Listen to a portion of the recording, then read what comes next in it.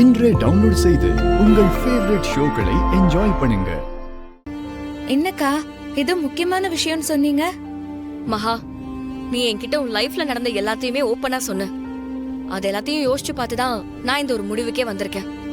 நான் சொல்றத நீ கொஞ்சம் பொறுமையா கேளு. திவ்யா சொல்ல போறத மகா எப்படி எடுத்துக்க போறாளோ? லைஃப்ல நடந்தது எந்த பொண்ணுக்குமே நடக்க கூடாத ஒரு விஷயம். ஆனா அது நடந்துருச்சு.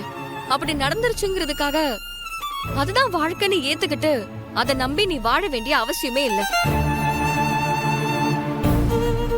நீ சின்ன பொண்ணு, உனக்கு இன்னும் நிறைய வாழ்க்கை இருக்கு, பெரிய எதிர்காலம் இருக்கு. அதனாலதான் நான் இப்படி ஒரு முடிவு எடுத்திருக்கேன்.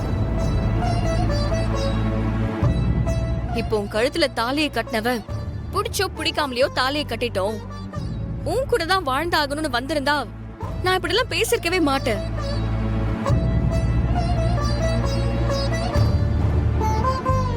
ஆனா நீயே கிளியரா சொல்ற அவருக்கு வேற ஒரு பொண்ணோட லவ் இருக்குன்னு. சோ நிச்சயம் அவரும் அந்த பொண்ணை தான் கல்யாணம் பண்ணிக்க போறாரு. அப்படின்னா உன் நிலைமை